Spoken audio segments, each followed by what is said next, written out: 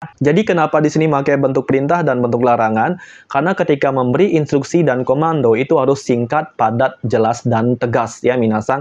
Makanya menggunakan bentuk-bentuk ini saat memberi instruksi atau komando.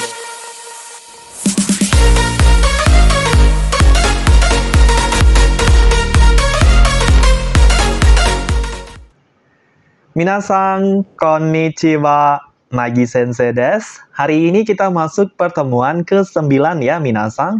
Di pertemuan ini kita akan belajar bahasa Jepang level N4 atau setara dengan buku Mina no Nihongo 2 bab 33. Nah, pada bab ini kita akan belajar sekaligus ya 2 perubahan kata kerja baru. Oke, apa saja? Yaitu kata kerja bentuk perintah dan kata kerja bentuk larangan. Langsung aja kita bahas satu-satu ya minasang. Pertama, kita langsung aja bahas kata kerja bentuk perintah. Dalam bahasa Jepangnya disebut meirei kei. Meirei itu perintah, sedangkan kei itu bentuk. Jadi meirei kei yaitu bentuk perintah. Oke, langsung aja ya kita belajar gimana pembentukannya. Dalam bahasa Jepang kan ada 3 pengelompokan kata kerja. Kita bahas dulu dari kata kerja grup 1. Pembentukannya gimana? Untuk kata kerja grup 1, yaitu kata kerja di mana huruf terakhirnya itu berunsur vokal I. Sebelum mas ya, minasang. Nah, huruf yang berunsur vokal I sebelum mas itu kita coret, sekaligus masnya juga coret ya, minasang. Jadi coret 3 huruf dari belakang, lalu diganti dari hurufnya berunsur vokal I menjadi bervokal E.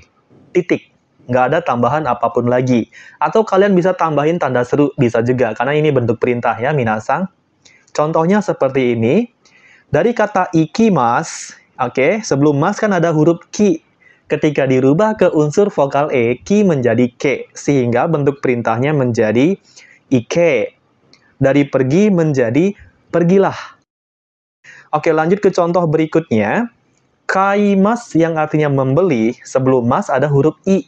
Ketika dirubah ke vokal E menjadi E. Sehingga kaimas menjadi kae. Dari membeli menjadi belilah. Kayak gitu minasang. Kemudian yang ketiga ada nomimas yang artinya minum. Ketika dirubah ke bentuk perintah, dia akan menjadi nome. Oke. Nomimas menjadi nome. Dari yang artinya minum menjadi minumlah. Oke, jadi seperti itu untuk pembentukan kata kerja grup 1. Nah, sekarang kita lanjut ke kata kerja grup 2. Itu pembentukannya seperti apa? Langsung aja ya, minasang. Kata kerja grup 2 itu ada 2 jenis ya, minasang. Yang pasifik masuk golongan 2 itu pasti kata-kata di mana sebelum mas itu ada unsur vokal E. Jadi hurufnya itu pasti berunsur vokal E, itu pasti fix masuk grup 2. Hanya saja di sini ada yang spesial minasang, di mana huruf terakhir sebelum mas itu juga bervokal I, sama kayak grup 1, cuman dia spesial masuk grup 2. Nah, itu udah saya buatin list-listnya. Kalian tinggal cek videonya di pengelompokan kata kerja ya minasang, itu udah saya buatkan. Link sudah saya kasih di deskripsi video ya. Nah, kembali lagi ke pembahasan utama, kata kerja grup 2 maupun yang bervokal E atau yang spesial, gampang banget perubahannya. Kalian tinggal coret masnya, kalian ganti dengan huruf ro. Udah selesai. Boleh kalian isi titik, boleh juga tanda seru. Biasanya di komik-komik itu pasti pakai tanda seru sih minasang. Tapi kalau dalam buku pelajaran, buku-buku yang bersifat akademis, biasanya sih titik doang minasang ya. Karena dalam bahasa Jepang itu memang sebenarnya nggak ada tanda tanya dan tanda seru minasang. Apapun nanti mau dia bertanya, menyuruh tetap titik belakangnya. Seperti itu ya minasang. Seperti itu. Langsung aja kita ke contohnya. Tabemas. Nah, sebelum mas ada huruf B yang bervokal E. Itu fix pasti golongan 2. Sesuai dengan rumus, kalian tinggal coret masnya ganti dengan ro. Tabemas menjadi tabero. Dari makan menjadi makanlah. Mimas juga sama, dia spesial masuk grup 2. Masnya dicoret diganti dengan huruf ro. Dari mimas menjadi miro. Melihat menjadi lihatlah. Seperti itu minasang. Ingat nadanya, ketika dirubah ke bentuk perintah itu agak tegas nadanya, agak keras ya. Mimas menjadi miro. Tabemas, tabero. Oke, itu untuk kata kerja grup 2 ya minasang. Semua nanti kata kerja yang masuk grup 2 perubahannya seperti ini. Sekarang kita lanjut ke grup 3 ya, minasang. Grup 3 kan cuma ada 2, kimas sama shimas yang artinya melakukan. Kimas datang itu spesial minasang. Ketika dirubah ke bentuk perintah, dia akan menjadi koi. Nah, jadi dari kata datang menjadi datanglah. Biasanya kalau di anime mau berantem nih ya, sini maju. Nah, itu biasanya pakainya koi. Datanglah, majulah. Nah, kayak gitu ya minasang. Kemudian shimas, golongan 3 yang artinya melakukan, dia akan berubah menjadi shiro. Oke, dari melakukan menjadi lakukanlah. Hati-hati minasang, kalian harus bisa membedakan mana yang shimas golongan 1, mana shimas golongan 3. Contohnya hanashimas itu grup 1, sehingga bentuk perintahnya menjadi hanase. Oke, rubah ke vokal E. Tapi kalau dia grup 3, shimas, kan ada banyak anak-anaknya. Benda plus shimas. Contohnya aja benkyou shimas. Nah, ini masuk grup 3, karena gabungan benda plus shimas. Perubahannya harus sesuai dengan shimas grup 3. Benkyou shimas menjadi benkyou shiro. Bukan benkyou se nanti ya, tapi benkyou shiro. Karena dia grup 3. Seperti itu ya. Dari belajar menjadi belajarlah.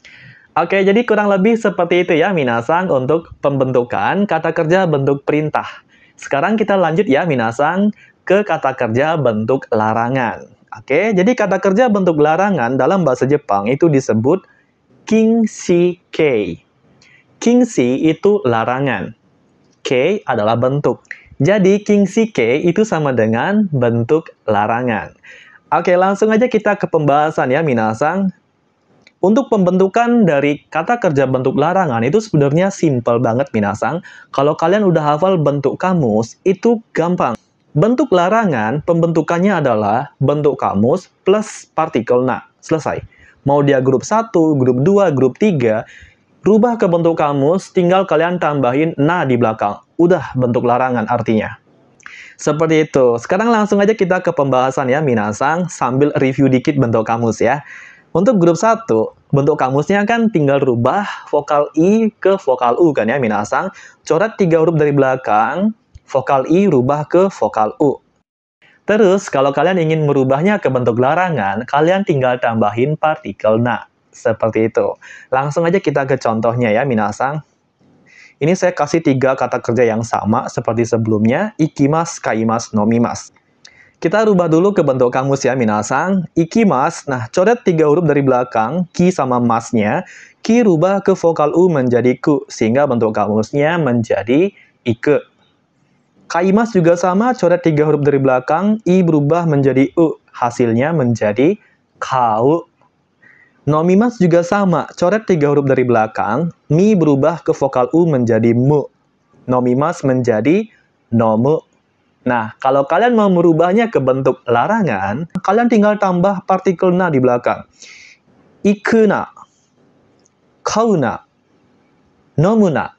Nah, nadanya agak keras sedikit ya minasang, karena ini kan melarang, tegas, kayak gitu ya. Ikuna. Seperti itu minasang. Jadi dari kata pergi, ketika ditambah partikel na di belakang bentuk kamus plus na, dia akan menjadi jangan pergi. Ada kata jangan ya minasang. Kauna juga sama, membeli menjadi jangan beli. Nomimas minum, nomuna menjadi jangan minum. Seperti itu minasang. Oke, jadi gampang kan ya? Kalau kalian udah hafal bentuk kamus, gampang bikinnya.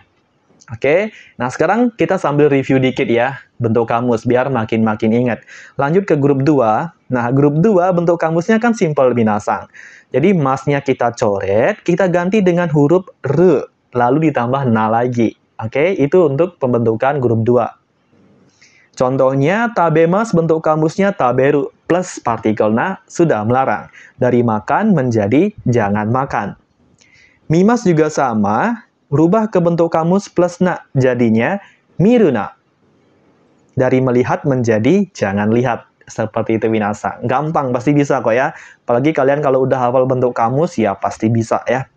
Oke, itu untuk pembentukan grup 2. Sekarang langsung aja kita masuk ke grup 3. Kimas dan shimas. Oke, kimas bentuk kamusnya kan spesial, menjadi kuru. Nah, kalau mau dirubah ke bentuk larangan, tinggal ditambah na. Kuru menjadi kuruna. Dari datang menjadi jangan datang. Jangan ke sini, jauh-jauh sana. Nah, kayak gitu ya minasang. Kemudian shimasu bentuk kamusnya adalah suru. Tinggal ditambah na, sudah. Dari melakukan menjadi jangan lakukan.